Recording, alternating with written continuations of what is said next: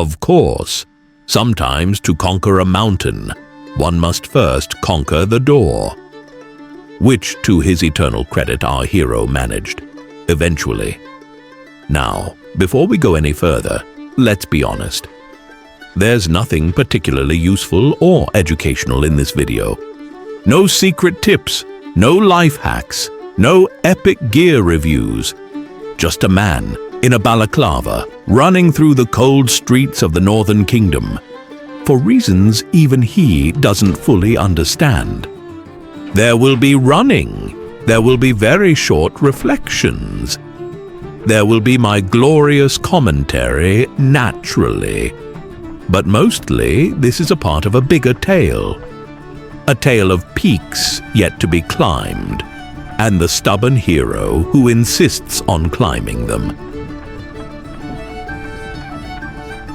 And so, he ran. Barely a few steps in, and already his breath betrayed him. Truly, a magnificent start.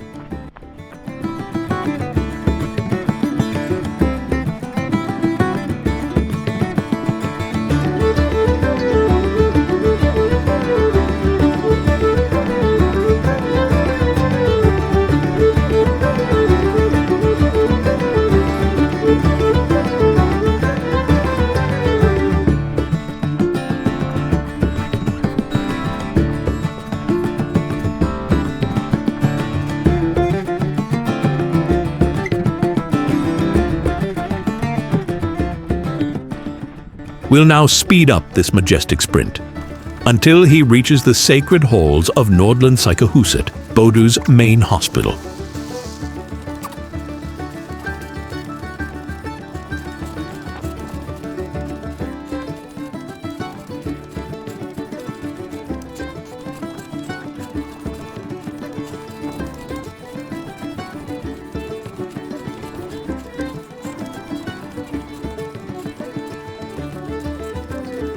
Yes, it's real.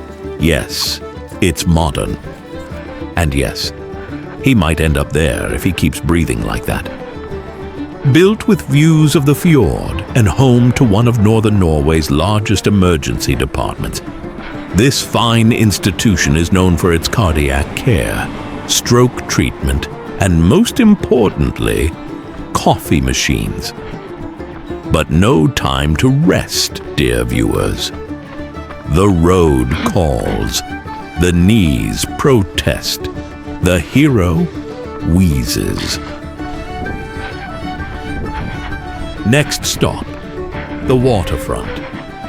Because truly, what could be more delightful than running along the icy coast in a balaclava? Ah, the Bodo Promenade, where history meets hypothermia. Once a modest fishing port, this coastline was nearly wiped off the map during a Luftwaffe raid in 1940.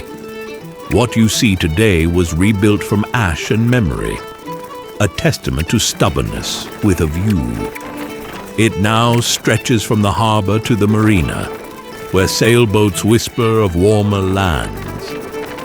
But not for him. He chose this. On purpose. Turns out, the promenade was slightly longer than expected, so we took the liberty of speeding up his not-so-impressive pace, exactly tenfold. Not because he was slow, no, but because eternity has better things to do.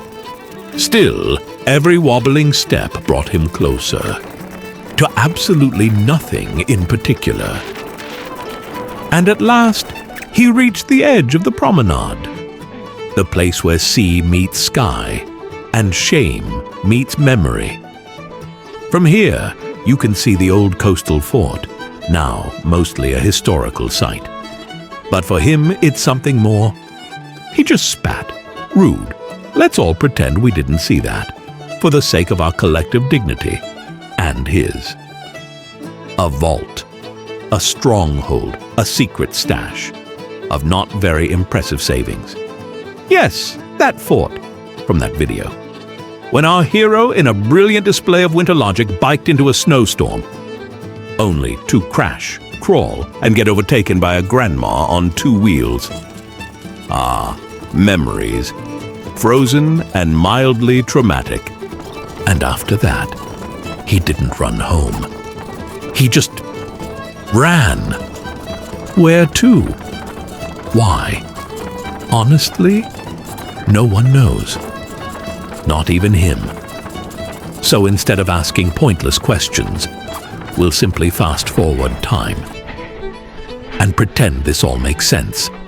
And so our hero, who clearly left without a map, just kept running, then wandering, then quite suddenly decided to touch the water. No questions, no explanations, just instinct. Because sometimes conquering the wild starts with poking it. And then he ran again. Because of course he did. And we, being merciful storytellers, will speed it up once more. Not for drama, not for style, but so you don't fall asleep.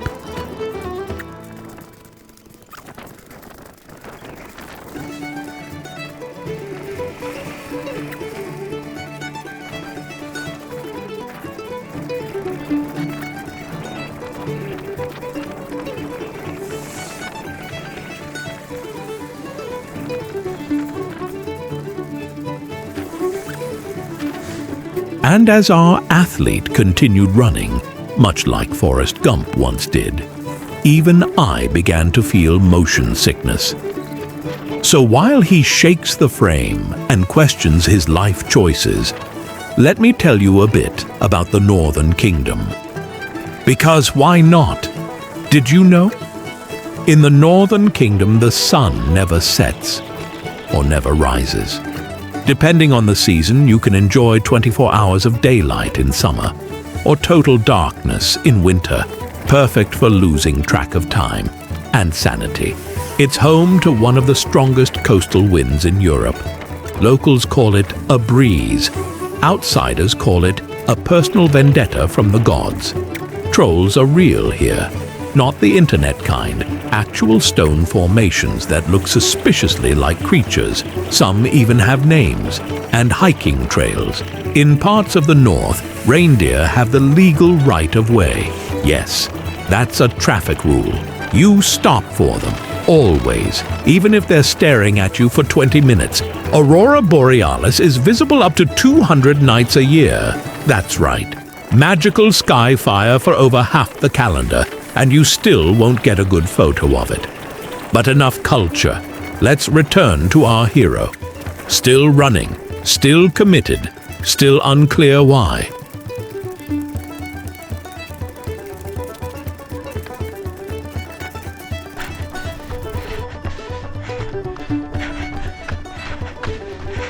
You won't believe where he ended up.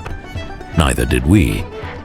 He ran all the way to the Bodo Aviation Museum. And there, standing like a relic of glorious chaos, was a helicopter. A Huey.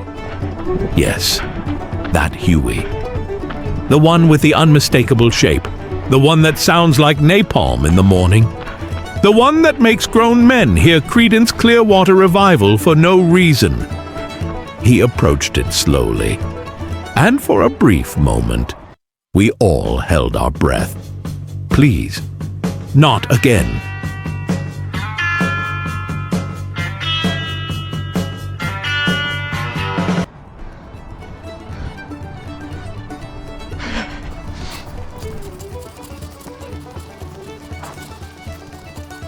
And of course, he kept running. Until, what's this? A flash of movement, gray hoodie, determined stride. Could it be a loyal fan, a disciple, a fellow wanderer on the path of sore knees and questionable cardio? Or maybe just a local kid who thought jogging was healthy and gray looked cool? Either way, the boy had style. Shame about the missing balaclava. And so, after nearly an hour of this moderately heroic debatably necessary run. Our champion of cardio, our balaclava beacon of effort, approached the end. Was it thrilling? Not particularly. Was it filmed? Unfortunately, yes. But deleted? Never. Because this video is a tribute to health, to motion, to making content no one asked for. So watch silently, or don't. He nearly made it, every step cursed, every breath a protest. And if we're being truly honest, his final burst of speed was powered not by will, but by an increasingly urgent need for a bathroom. The true finish line was porcelain. The door has opened. The credits roll. The city? Glorious. The weather? Surprisingly decent. The knees? In pain. The bathroom? Reached. And now, we are almost ready for the next great ascent.